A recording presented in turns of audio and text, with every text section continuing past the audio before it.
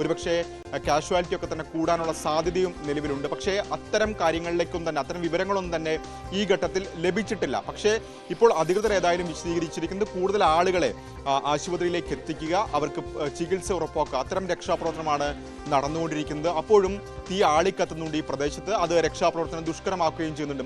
ഏതായാലും നിലവിൽ പരമാവധി ആളുകളെ സുരക്ഷിതമായി അല്ലെങ്കിൽ അവർക്ക് ചികിത്സ ഉറപ്പാക്കാൻ, ജീവൻ രക്ഷിക്കാനുള്ള ശ്രമങ്ങളാണ് ഇപ്പോൾ അധികൃതരുടെ ഭാഗത്തുനിന്ന് ഈ ഘട്ടത്തിൽ നടന്നുകൊണ്ടിരിക്കുന്നത്. അവിടെ രക്ഷാപ്രവർത്തനം പുരോഗമിക്കുന്നു. കൂടുതൽ ആംബുലൻസുകളൊപ്പം തന്നെ ഫയർഫോഴ്സ് യൂണിറ്റുകളൊക്കെ തന്നെ ഈ സ്ഥലത്തേക്ക് എത്തുകയും ചെയ്യുന്നുണ്ട്. ഒരുപക്ഷെ മറ്റു മേഖലകളിൽ നിന്ന് അഹമ്മദാബാദ് നഗരത്തിന് പുറത്താണ് ഈ വിമാനത്താവളമുള്ളത്. അവിടെ കൂടുതൽ ഫയർഫോഴ്സ് യൂണിറ്റുകളൊക്കെ തന്നെ പ്രദേശത്തേക്ക് കൂടുതലായി എത്തുകയും ചെയ്യുന്നുണ്ട്. അങ്ങനെ ദേശീയ മാധ്യമങ്ങൾ റിപ്പോർട്ട് ചെയ്യുന്നതനുസരിച്ച് റെസിഡൻഷ്യൽ ഏരിയയ്ക്ക് തൊട്ട് സമീപത്താണ് ഈ രീതിയിലുള്ളൊരു അപകടം ഉണ്ടായതെന്നാണ്. അവിടെ ഇപ്പോഴും വലിയ രീതിയിൽ പുക ഉയരുന്നുണ്ട്. തീ അണയ്ക്കാൻ കഴിഞ്ഞിട്ടുണ്ടോ? മറ്റു പ്രദേശങ്ങളിലേക്ക് തീ പടരാനുള്ള സാധ്യതയുണ്ടോ? വിമാനത്താവളത്തിൽ നിന്നും സമീപത്തു നിന്നും ആളുകളെ ഒഴിപ്പിക്കേണ്ട ഒരു സാഹചര്യമുണ്ടോ അവിടെ? ടോം, അത്തരം സാഹചര്യമുണ്ട്. കാരണം ഇതൊരു റെസിഡൻഷ്യൽ മേഖലയിലാണ് ഈ അപകടം സംഭവിച്ചെന്ന് പറയുമ്പോൾ സ്വാഭാവികമായും അത് ജനവാസ മേഖലയാണ്. അപ്പോൾ അവിടെ നിന്ന് കൂടുതൽ ആളുകളെ ഒഴിപ്പിക്കേണ്ടതുണ്ട് എന്ന കാര്യത്തിൽ സംശയമില്ല. ഏതായാലും അത്തരം സാഹചര്യമൊക്കെ തന്നെ പരിഗണിച്ചുകൊണ്ടുള്ള രക്ഷാപ്രവർത്തനം തന്നെയാണ് ഇപ്പോൾ ഈ ഘട്ടത്തിൽ പുരോഗമിച്ചുകൊണ്ടിരിക്കുന്നത്. ഏതായാലും രക്ഷാപ്രവർത്തനം അതിൻ്റെ ആദ്യഘട്ടത്തിലേക്ക് കടന്നിട്ടേ ഉള്ളൂ എന്ന് തന്നെ പറയാം. കാരണം ഈ അപകടം നടക്കുന്നത് ഏതാണ്ട് 1 മണി 1:30 കൂടിയാണ് ഈ അപകടം നടക്കുന്നത്. സ്വാഭാവികമായും റെസിഡൻഷ്യൽ മേഖലയിൽ ഇത്തരമൊരു അപകടം ഉണ്ടാകുമ്പോൾ സ്വാഭാവികമായും വീടുകൾ ഉണ്ടാകാം, ഫ്ളാറ്റുകൾ ഉണ്ടാകാം. പ്രത്യേകിച്ച് വിമാനത്താവളത്തോട് ചേർന്ന് കിടക്കുന്ന പ്രദേശം കൂടിയാണ്. അപ്പോൾ എന്തായിരിക്കും അതിൻ്റെ സാഹചര്യം തുടങ്ങിയ കാര്യങ്ങളിലൊക്കെ തന്നെ ഇനി വരും മണിക്കൂറുകളിൽ അത്തരം നിഗമനത്തിലേക്കോ അല്ലെങ്കിൽ തന്നെ പ്രതികരണങ്ങളിലേക്കോ ഒക്കെ തന്നെ വരാൻ സാധ്യതയുള്ളൂ. ഏതായാലും റെസിഡൻഷ്യൽ മേഖലയിൽ പ്രത്യേകിച്ച് അഹമ്മദാബാദ് വിമാനത്താവളത്തോട് ചേർന്നുള്ള മേഘാനി എന്ന് പറയുന്ന സ്ഥലത്ത് വെച്ചാണ് ഈ അപകടം ഉണ്ടായിട്ടുള്ളതെന്നാണ്, അവിടെയാണ് ഈ വിമാനം അപകടത്തിൽ പെട്ടിട്ടുള്ളതെന്നാണ് ഇപ്പോൾ വിമാനത്താവള അധികൃതർ തന്നെ വിശദീകരിക്കുകയും ചെയ്തിട്ടുള്ളത്. ഏതായാലും ഈ സ്വാഭാവികമായും ജനവാസ മേഖലയിൽ ഇത്തരം അപകടങ്ങൾ ഉണ്ടാകുമ്പോൾ അവിടെയും കാഷ്വാലിറ്റി ഉണ്ടാകാനുള്ള സാധ്യതയുണ്ട്. ഏതായാലും പ്രദേശവാസികളൊക്കെ തന്നെ ഫയർഫോഴ്സ് അധികൃതരും ചേർന്നുകൊണ്ടുള്ള രക്ഷാപ്രവർത്തനം തന്നെയാണ് ഈ ഘട്ടത്തിൽ പുരോഗമിച്ചുകൊണ്ടിരിക്കുന്നത്. ഇപ്പോൾ ലഭ്യമായ വിവരമനുസരിച്ച് 242 യാത്രക്കാർ ഈ വിമാനത്തിൽ ഉണ്ടായിരുന്നു എന്നാണ് ഇപ്പോൾ അധികൃതർ അറിയിച്ചത്. കൂടുതൽ വിവരങ്ങൾ ലഭ്യമായിട്ടുള്ള, പരിക്കേറ്റുണ്ടോ, ആരെങ്കിലും തന്നെ മറ്റേതെങ്കിലും തരത്തിൽ അപകടം സംഭവിച്ചിട്ടുണ്ടോ തുടങ്ങിയ കാര്യങ്ങളിലൊക്കെ ഒന്നും തന്നെ ഇതുവരെ അധികൃതർ കടന്നിട്ടില്ല. ഏതായാലും വലിയ അപകടം തന്നെയാണെന്ന കാര്യത്തിൽ സംശയവുമില്ല.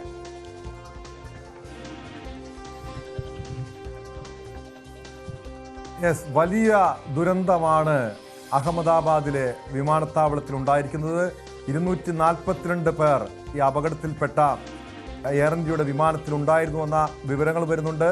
അവിടെ രക്ഷാപ്രവർത്തനം പുരോഗമിക്കുന്നു. ജനവാസ മേഖലയോട് ചേർന്നാണ് ഈ ദുരന്തം സംഭവിച്ചിരിക്കുന്നത്. 12 ക്രൂ അംഗങ്ങൾ വിമാനത്തിലുണ്ടായിരുന്നു. 220-ലധികം യാത്രക്കാരുണ്ടായിരുന്നു എന്ന വിവരങ്ങൾ പുറത്തു വരുന്നുണ്ട്. രാകേഷ്, 12 ക്രൂ മെമ്പേഴ്സ് ആയിരുന്നു ഈ വിമാനത്തിൽ, അപകടം സംഭവിച്ച വിമാനത്തിലുണ്ടായിരുന്നത്. എന്താ എൻജിൻ തകരാറാണ് അപകടത്തിന് കാരണമെന്ന പ്രാഥമികമായ വിവരങ്ങൾ പുറത്തു വരുന്നുണ്ട്. എവിടെയാണ് ഈ സുരക്ഷാ വീഴ്ച സംഭവിച്ചത്? ഇതുമായി ബന്ധപ്പെട്ടൊരു വ്യക്തത വന്നിട്ടുണ്ടോ? എയർ ഇന്ത്യയുടെ ഭാഗത്തു നിന്നൊരു വിശദീകരണം വന്നിട്ടുണ്ടോ?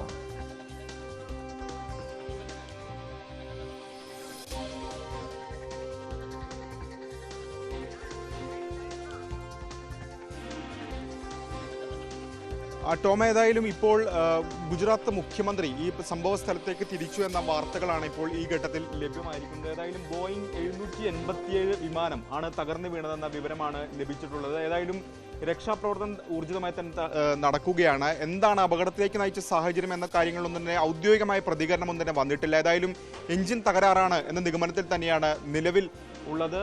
ഒപ്പം തന്നെ ഇപ്പോഴും തീ അല്ലെങ്കിൽ പുക ആളിക്കത്തുന്നത്, ഈ പ്രദേശത്ത് പുക ആളിക്കത്തുന്നത് കാണാം. അതുകൊണ്ട് തന്നെ തീ പൂർണ്ണമായി അണയ്ക്കാൻ കഴിഞ്ഞു എന്ന് ഈ ഘട്ടത്തിലും പറയാൻ കഴിയില്ല. അങ്ങനെ ഏതായാലും ഈ രക്ഷാപ്രവർത്തനം ഈ ഘട്ടത്തിലും ഊർജിതമായി തന്നെ നടക്കുന്നുണ്ട്. 12 ഫയർഫോഴ്സ് യൂണിറ്റുകളാണ് ഈ സ്ഥലത്ത് ഇപ്പോൾ ഉള്ളത്. സ്വാഭാവികമായും അത് പോരാ, ഇനിയും ഫയർഫോഴ്സ് യൂണിറ്റുകൾ എത്തേണ്ടതുണ്ട്. സ്വാഭാവികമായും കൂടുതൽ ഫയർഫോഴ്സ് യൂണിറ്റ് നഗരത്തിന്റെ പല മേഖലകളിൽ നിന്നും അവിടേക്ക് എത്തിക്കാനുള്ള ശ്രമമാണ് ഇപ്പോൾ നടക്കുന്നത്. ഏതായാലും കൂടുതൽ പോലീസ് സംഘവും നിലയുറപ്പിച്ചിട്ടുണ്ട്, നാട്ടുകാരുണ്ട്. അത്തരത്തിൽ രക്ഷാപ്രവർത്തനം ഈ ഘട്ടത്തിൽ നടക്കുന്നുണ്ട്. പക്ഷേ അപകടത്തിലേക്ക് നയിച്ച സാഹചര്യം എന്താണെന്ന് വിവരം ലഭ്യമായിട്ടില്ല. ഒപ്പം തന്നെ അപകടത്തിൽ ആർക്കൊക്കെ പരിക്കുപറ്റി അല്ലെങ്കിൽ മരണമുണ്ടോ തുടങ്ങിയ കാര്യങ്ങളൊന്നും തന്നെ വിവരങ്ങൾ ഉണ്ടായിട്ടില്ല. പക്ഷേ ഈ ദൃശ്യങ്ങളിൽ നിന്ന് അതൊരു വലിയൊരു അപകടമാണെന്ന കാര്യത്തിൽ സംശയമില്ല. തീർച്ചയായും അതാണ് ആശങ്കാജനകമായിട്ടുള്ള കാര്യം. രാകേഷ്, ഇവിടെ വിമാനത്തിൽ ഉണ്ടായിരുന്നത് 242 പേരാണ്. അതിൽ 12 ക്രൂ മെമ്പേഴ്സ് ഉണ്ടായിരുന്നു. ഈ തീയണയ്ക്കാൻ കഴിഞ്ഞിട്ടില്ല, ഇപ്പോഴും വലിയ രീതിയിൽ പുക ഉയരുന്നുണ്ട്. ഈ രക്ഷപ്പെട്ട് അല്ലെങ്കിൽ കുറച്ചുപേരെ പരിക്ക് പറ്റിയ കുറച്ചുപേരെ ഇപ്പോൾ ആശുപത്രിയിലേക്ക് എത്തിക്കുന്നുണ്ടല്ലോ. ഇത് വിമാനത്തിൽ ഉണ്ടായിരുന്നവരാണോ അതോ വിമാനത്താവളത്തിൽ ഉണ്ടായിരുന്ന ഇതിന് സമീപത്തുണ്ടായിരുന്ന ആളുകൾക്കാണോ, ഈ പരിക്കേറ്റവരെയാണോ ഇപ്പോൾ ആശുപത്രിയിൽ എത്തിച്ചിരിക്കുന്നത്? അതുമായി ബന്ധപ്പെട്ട വിവരങ്ങൾ ലഭ്യമായിട്ടുണ്ടോ? സ്വാഭാവികമായും ഈ വിമാനത്തിൽ ഉണ്ടായിരുന്നവരെയും ആശുപത്രിയിലേക്ക് മാറ്റാനുള്ള നീക്കങ്ങൾ നടക്കുന്നുണ്ട്. കാരണം വിമാനം തകർന്നു വീഴുമ്പോൾ സ്വാഭാവികമായും അത്തരത്തിൽ കാഷ്വാലിറ്റി ഉണ്ടാകാനുള്ള സാധ്യതയുണ്ട്, അവർക്ക് വലിയ രീതിയിൽ പരിക്കേൽക്കാനുള്ള സാധ്യതയുണ്ട്. ഒപ്പം തന്നെ ജനവാസ മേഖലയിൽ ഈ വിമാനം തകർന്നു വീഴുമ്പോൾ അവിടെയുള്ള ആളുകൾക്കും അത്തരത്തിൽ പരിക്ക് പറ്റാനുള്ള സാധ്യതയുണ്ട്. ഏതായാലും ഈ പ്രദേശം കേന്ദ്രീകരിച്ചുകൊണ്ട് വലിയ രീതിയിൽ രക്ഷാപ്രവർത്തനം നടക്കുന്നു. അത് സംബന്ധിച്ച് മറ്റ് വിവരങ്ങൾ ഈ ഘട്ടത്തിൽ ലഭ്യമായിട്ടില്ല. എങ്കിൽ പോലും രക്ഷാപ്രവർത്തനം ഇപ്പോഴും നടക്കുന്നു. മാത്രവുമല്ല, ഇപ്പോൾ പുറത്തു വരുന്ന ചില സൂചനകൾ അനുസരിച്ച് മരത്തിൽ വിമാനത്തിന്റെ പിൻഭാഗം തട്ടി എന്നടക്കമുള്ള സൂചനകൾ വരുന്നുണ്ട്. ഇക്കാര്യത്തിൽ സ്ഥിരീകരണമില്ല. പക്ഷേ ഇപ്പോൾ വരുന്ന വിവരങ്ങൾ ഇതാണ്: മരത്തിൽ വിമാനത്തിന്റെ പിൻഭാഗം തട്ടി എന്നടക്കമുള്ള ചില സൂചനകൾ വരുന്നുണ്ട്. അക്കാര്യത്തിൽ ഔദ്യോഗികമായി വിമാനത്താവള അധികൃതരുടെ ഭാഗത്തു നിന്ന് തന്നെ സ്ഥിരീകരണം ഉണ്ടായിട്ടില്ല. പക്ഷേ അത്തരം സൂചനകളാണ് ഈ ഘട്ടത്തിൽ ലഭ്യമായി വരികയും ചെയ്യുന്നത്. ഏതായാലും കേന്ദ്ര ആഭ്യന്തരമന്ത്രി ഇപ്പോൾ ഗുജറാത്ത് മുഖ്യമന്ത്രിയുമായി സംസാരിച്ചിട്ടുണ്ട്. ഒപ്പം തന്നെ പോലീസ് കമ്മീഷണറുമായി സംസാരിച്ചിട്ടുണ്ട്. രക്ഷാപ്രവർത്തനത്തിന് ആവശ്യമായ സഹായം നൽകാൻ അല്ലെങ്കിൽ അതിന് മേൽനോട്ടം വഹിക്കാനുള്ള നിർദ്ദേശം ഇപ്പോൾ ഏതായാലും കേന്ദ്രത്തിന്റെ ഭാഗത്തുനിന്ന് ഇടപെടൽ നടന്നിട്ടുണ്ട്. കാരണം പുറത്തു വരുന്ന വിവരങ്ങൾ അനുസരിച്ച് ഇതൊരു വലിയ അപകടം തന്നെയാണ് ഉണ്ടായിരിക്കുന്നത്. ഒരു പക്ഷേ സമീപകാലത്ത് രാജ്യത്തുണ്ടായേക്കാവുന്ന ഒരു വലിയ അപകടത്തിലേക്കാണ് കാര്യങ്ങൾ പോകുന്നത്. അതുകൊണ്ട് തന്നെ കേന്ദ്രം ഇപ്പോൾ ഈ വിഷയത്തിൽ ഗുജറാത്ത് പോലീസുമായി കേന്ദ്ര ആഭ്യന്തരമന്ത്രി സംസാരിച്ചിരിക്കുന്നു. ഒപ്പം തന്നെ മുഖ്യമന്ത്രിയുമായി സംസാരിച്ചിരിക്കുന്നു. ഏതായാലും ഈ പ്രദേശത്ത് രക്ഷാപ്രവർത്തനം ഊർജിതമായി തന്നെ തുടരുന്നുണ്ട്. അപ്പോൾ പോലും ആശങ്കയ്ക്കിടയാക്കുന്ന പ്രധാനപ്പെട്ട കാര്യം, ഒന്ന്, തീ ഇപ്പോഴും നിയന്ത്രണ വിധേയമായിട്ടില്ല. 2, ജനവാസ മേഖലയിലാണ് ഈ അപകടം നടന്നിട്ടുള്ളത് എന്നുമാണ്.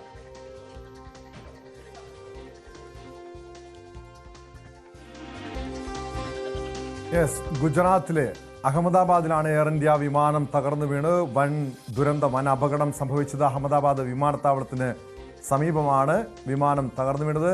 ടേക്ക് ഓഫിന് ഏകദേശം 20 മിനിറ്റിനുള്ളിൽ തന്നെ ഈ അപകടം സംഭവിച്ചു.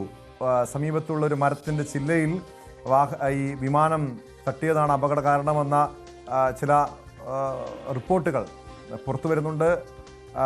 242 യാത്രക്കാർ വിമാനത്തിലുണ്ടായിരുന്നു എന്ന് പറയുന്നു. 12 ക്രൂ മെമ്പേഴ്സ് ഉണ്ടായിരുന്നു. വിമാനത്താവളത്തിൻ്റെ മതിലിടിച്ചാണ് അപകടമെന്നും അങ്ങനെ പല രീതിയിലുള്ള റിപ്പോർട്ടുകളാണ് വരുന്നത്.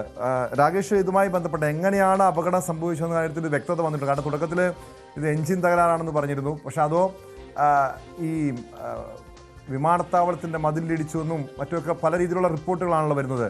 അപകടത്തിന് കാരണം സംബന്ധിച്ച് ഒരു വ്യക്തത വന്നിട്ടുണ്ടോ?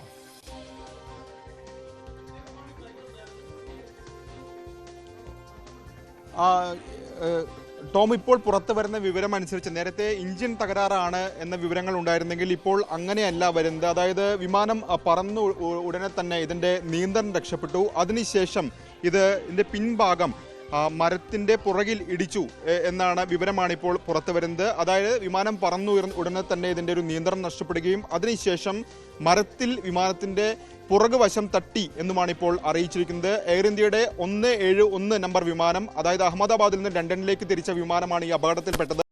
അപകടം നടന്നത് 1:17 1 മണി കഴിഞ്ഞ് 17 മിനിറ്റ് 1:17 ഈ അപകടം നടന്നത് എന്ന് കൂടി ഇപ്പോൾ വിവരങ്ങൾ ലഭിക്കുന്നുണ്ട്. അതായത് എഞ്ചിൻ തകരാർ ആണെന്ന ആദ്യഘട്ടത്തിൽ വിവരം വന്നിരുന്നു. ഇപ്പോൾ അത് ശരിവെക്കുന്ന തരത്തിലുള്ള വിവരങ്ങൾ കൂടി പുറത്തു വരുന്നു. അതായത് പറന്ന് ഉടനെ തന്നെ ഇതിൻ്റെ ഒരു നിയന്ത്രണം നഷ്ടപ്പെടുകയും അതിനുശേഷം സമീപത്ത്, അതായത് വിമാനത്താവളത്തിന് പുറത്തുണ്ടായിരുന്ന മരത്തിൽ വിമാനത്തിന്റെ പുറകുവശം തട്ടി, അതാണ് ഈ അപകടത്തിലേക്ക് നയിക്കാൻ ഇടയാക്കിയെന്ന വിവരമാണ് ഇപ്പോൾ പുറത്തു വരുന്നത്. ഏതായാലും 242 പേരാണ് വിമാനത്തിലുണ്ടായിരുന്നത്. 12 പേർ ക്രൂ മെമ്പേഴ്സ്, ഒപ്പം തന്നെ 230 യാത്രക്കാർ. അങ്ങനെ 242 പേർ ഈ വിമാനത്തിൽ ഉണ്ടായിരുന്നു എന്നാണ് ഇപ്പോൾ ലഭ്യമാകുന്ന വിവരം. ഒപ്പം തന്നെ എയർ ഇന്ത്യയുടെ 171 നമ്പർ വിമാനം അഹമ്മദാബാദിൽ നിന്ന് ലണ്ടനിലേക്ക് പുറപ്പെട്ട വിമാനമാണ് അപകടത്തിൽപ്പെട്ടെന്ന വിവരം കൂടി, സ്ഥിരീകരണം കൂടി ഈ ഘട്ടത്തിൽ പുറത്തു വരുന്നുണ്ട്. ടോം,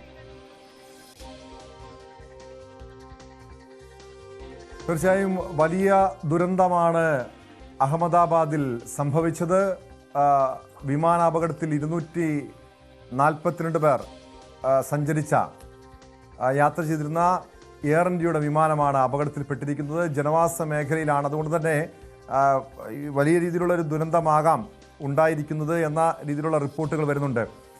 രാകേഷ്, ഇതുവരെയും ഒരു കാഷ്വാലിറ്റി സംബന്ധിച്ചുള്ള ഒരു വ്യക്തത വന്നിട്ടില്ല. പക്ഷേ ഒരു ആശങ്കപ്പെടുത്തുന്ന കാര്യം, വലിയ രീതിയിൽ തീ ഉയരുന്നു, വിമാനം പൂർണ്ണമായും തകർന്നു എന്നാണ് മനസ്സിലാക്കാൻ കഴിയുന്നത്. ഈ വിമാനത്തിലുണ്ടായിരുന്നവർക്ക് പുറമെ മറ്റ് സ്ഥലങ്ങളിൽ, പ്രത്യേകിച്ചും ഈ വിമാനത്താവളത്തിലുണ്ടായിരുന്നവർ, ഈ ജനവാസ മേഖലയിലുള്ളവർ, അവിടെയുള്ളവർക്കൊക്കെ ഈ അപകടത്തിൽ പരിക്കേറ്റ് കാണുമ്പോൾ മറ്റേതെങ്കിലുമുള്ള ദുരന്തങ്ങൾ സംഭവിച്ചിരിക്കാം എന്ന രീതിയിലുള്ള റിപ്പോർട്ടുകളൊക്കെ വരുന്നുണ്ടല്ലോ. ടോം, അത് തള്ളിക്കളയാൻ കഴിയില്ല. കാരണം ഈ ദൃശ്യങ്ങൾ പ്രകാരം നിരവധി ഫ്ലാറ്റുകളുള്ള അല്ലെങ്കിൽ